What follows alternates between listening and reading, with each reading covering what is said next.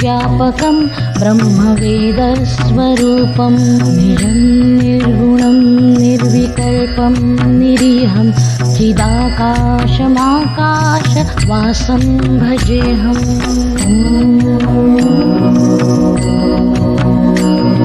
निराकारमोङ्कारमूलं तुरीयं गिराज्ञानगोतीतमीशं गिरीशं करालं महाकालकालं कृपालं गुणागारसंसारपारं नतोऽहम्।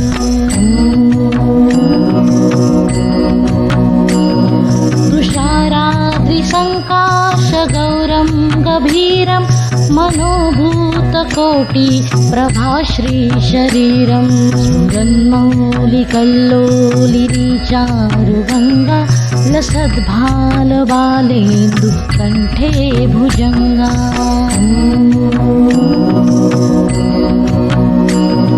चलत्कुण्डलं भ्रूसुनेत्रं विशालं प्रसन्नाननं नीलकण्ठं दयालं मृगाधीशचर्माम्बरं मुण्डमालं प्रियं शङ्करं सर्वनाथं भजामि।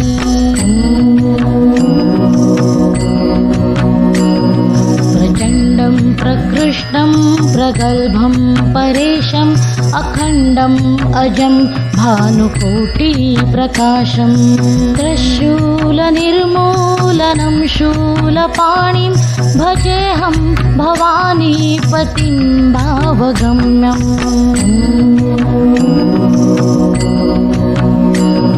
कलातीतकल्याणकल्पान्तकारी सदा सज्जनानन्ददाता पुरारी चिदानन्दसन्दोहमोहापहारी प्रसीद प्रसीद प्रभो मन्मथारी।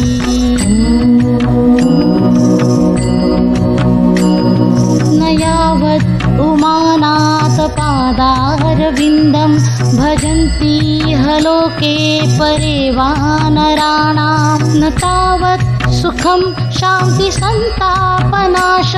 प्रसीद प्रभो सर्वभूतादिवासम्।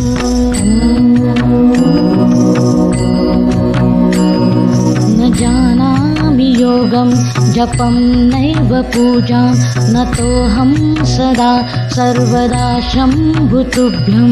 जराजन्म दुःखोगतातप्यमानं प्रभो पाहि आपन्नमामीश शम्भो।